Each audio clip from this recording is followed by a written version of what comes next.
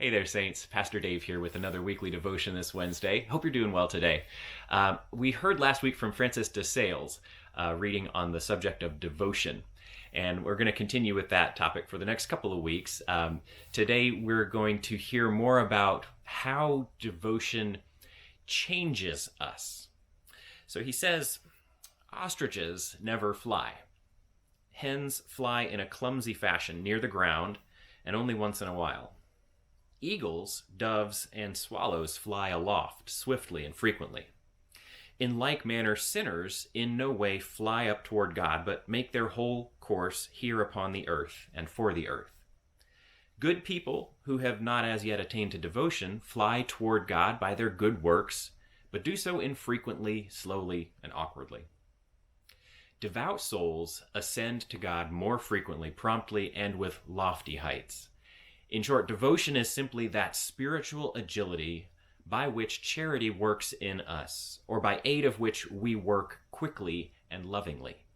Just as it is the function of charity to enable us to observe all God's commandments in general without exception, so it is the part of devotion to enable us to observe them more quickly and diligently.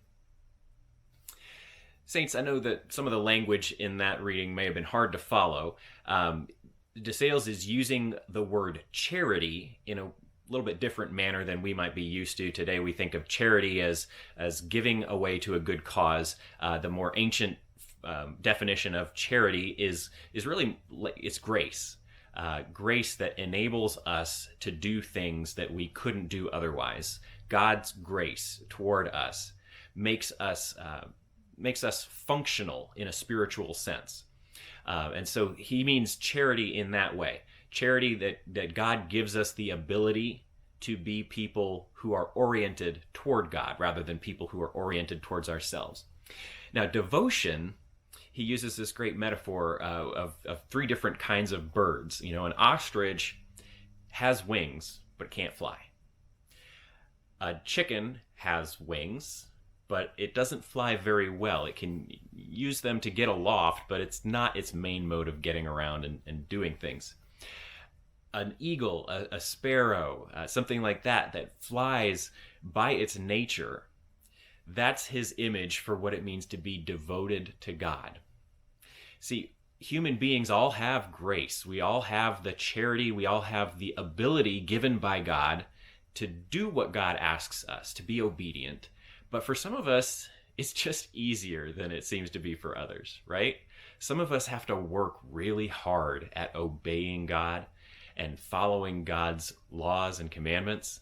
Some of us, it seems to be just a lot easier. Well, think about this. Some people you might know are really good at loving, at being loving towards others. Some people you might know are really good at being diligent, hardworking. Some people you might know are really good at playing the piano. All people have the ability to do all of those things.